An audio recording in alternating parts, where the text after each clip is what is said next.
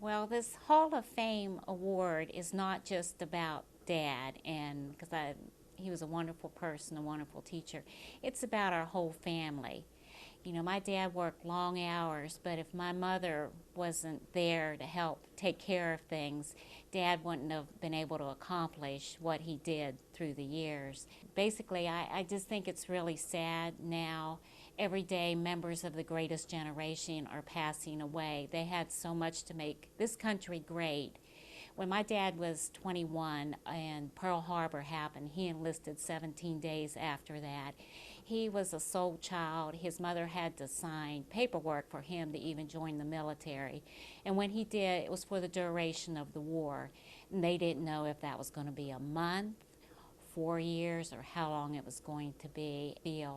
Now, as far as my dad, I was always his little girl, and he just always treated me like that. I mean, and he would help comb my hair on Sunday mornings before church so Mother could get the kitchen straightened up. And Dad was just always the kind, gentle person to me. Mr. Glass had the biggest impact on my life and for my success, accepting my mother and father.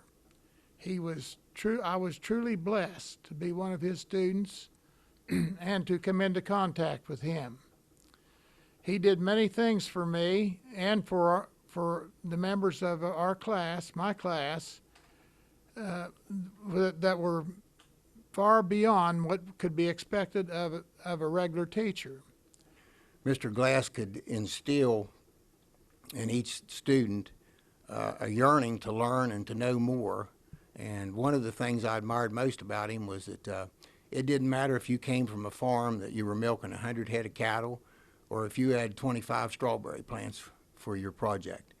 He still took the time and tried to teach you, and he visited all the students. He visited everyone. He showed, no favoritism whatsoever, and I admired that in him most of all. Mr. Glass made sure that we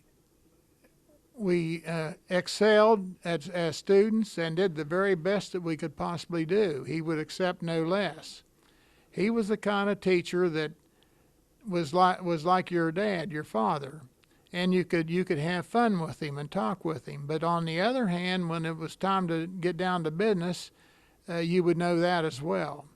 Mr. Glass was my neighbor in my later years after I got out of high school. In addition to being a mentor, an advisor, and a counselor, he was also one of my dad's very best friends. And my dad was in the House of Delegates representing Preston County, part of Preston and Montague County, and Mr. Glass was always advocating or lobbying for money for the vocational school or for different purposes. He would go to Washington, D.C., and my dad would go along, and they would talk to Senator Randolph and Senator Byrd to get things for Preston County, and he was just an outstanding man. I mean, he did all this at his own expense. He didn't get any reimbursement for it. It's something that he wanted to do, and he was just a great, great, great man, and I was very, very blessed to be a part of his life.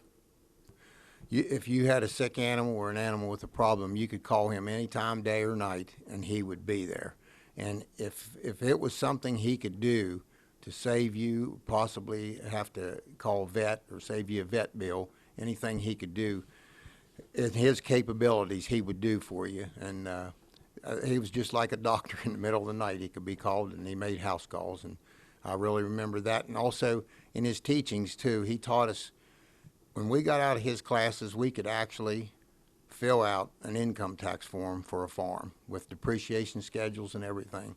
And he taught us life skills. He taught us how to balance checkbooks.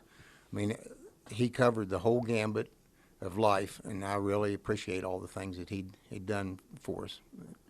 Well, I feel that he had a need to, that was one of his missions in life, was to see people reach their full potential. And if there's any way that he could help them to reach that potential, he made every effort that he could to do that. And one other story I'd like to tell you as an example. My brother, Ron had mentioned about Tamworth hogs. When my brother got his first hog for a project, Mr. Glass hauled it in his station wagon of his car from the sale, took it home with him, put it in a pen that night. Then the next day he brought it to our farm, you know. So that's the kind of dedication he had, even would haul animals in his own station wagon.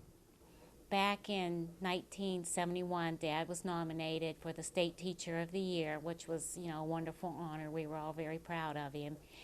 And then the following year, he became the administrator for the Preston County Educational Center, and he hated giving up teaching, but he felt it was his duty. He was asked to be the administrator. He preferred to be called the principal. Dad would be very proud to be in the West Virginia Agriculture Forestry Hall of Fame. It's just such a great honor for him and our family. And I picture him being up in heaven now and looking down and just with that big smile on his face. And I think this is probably one of my greatest achievements. Not my achievement, but somehow something happened that just kind of put it all together, and I don't know what. And I just think he would be very proud and very happy and very honored.